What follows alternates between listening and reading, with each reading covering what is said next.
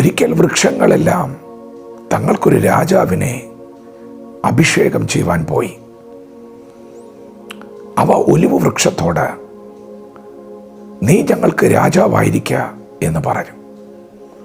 അതിന് ഒലിവ് വൃക്ഷം, ദൈവവും മനുഷ്യരും എന്നെ പുകഴ്ത്തുവാൻ ഹേതുവായിരിക്കുന്ന എൻ്റെ പുഷ്ടി ഞാൻ ഉപേക്ഷിച്ച് വൃക്ഷങ്ങളുടെ മേൽ ആടുവാൻ പോകുമോ എന്ന് പറഞ്ഞു.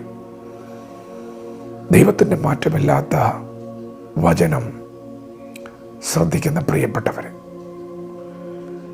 വൃക്ഷങ്ങളെല്ലാം ഒലിവിൻ്റെ അടുക്കൽ വന്ന് ചോദിക്കുകയാണ്,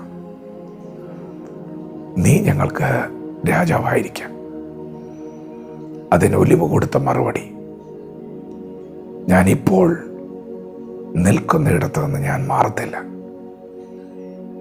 എൻ്റെ ദൈവമാണ് എന്നെ ഈ മണ്ണിൽ നട്ടത്. എനിക്കറിയാം എൻ്റെ പുഷ്ടി എന്താണെന്ന്.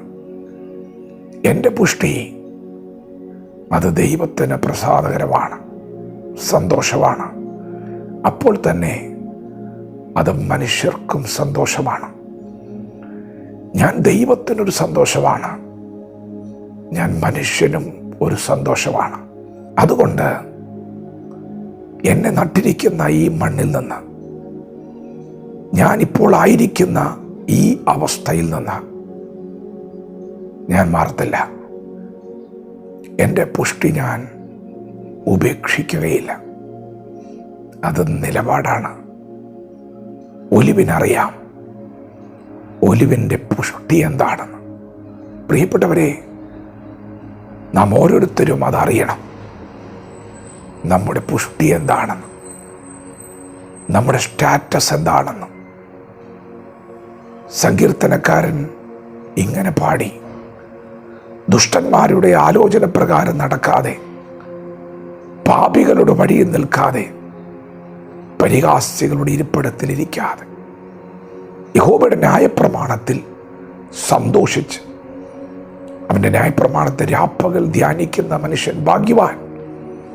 അവൻ ആറ്റരികത്ത് നട്ടിരിക്കുന്നതും തക്കകാലത്ത് ഫലം കായ്ക്കുന്നതും ഇല വാടാത്തതുമായൊരു വൃക്ഷം പോലെ ഇരിക്കും. അവൻ ചെയ്യുന്നതൊക്കെയും സാധിക്കും. പ്രിയപ്പെട്ടവരെ, ഈ ലോകത്തോട് നമുക്ക് കോംപ്രമൈസ് ചെയ്യാൻ കഴിയുകയില്ല. നമുക്കൊരു പ്രമാണമുണ്ട്, നമുക്കൊരു വിശുദ്ധ ജീവിതമുണ്ട്.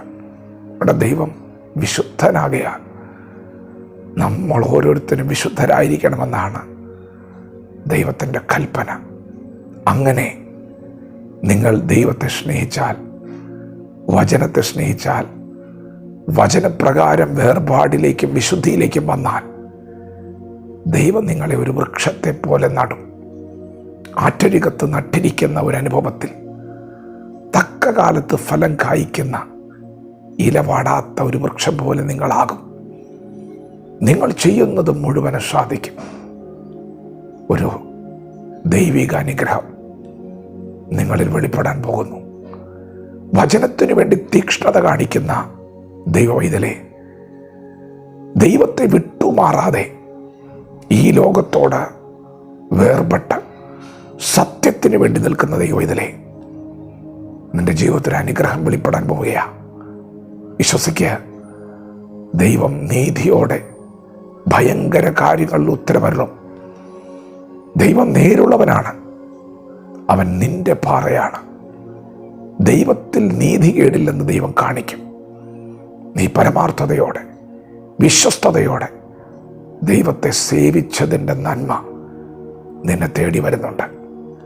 വിശ്വസിക്കുക. ദൈവത്തെ പരമാർത്ഥതയോടെ തന്നെ സേവിക്കുക. ദൈവം നമ്മെ ഓരോരുത്തരും ഈ പകൽ അനുഗ്രഹിക്കുമാറാകട്ടെ. ആമേൻ.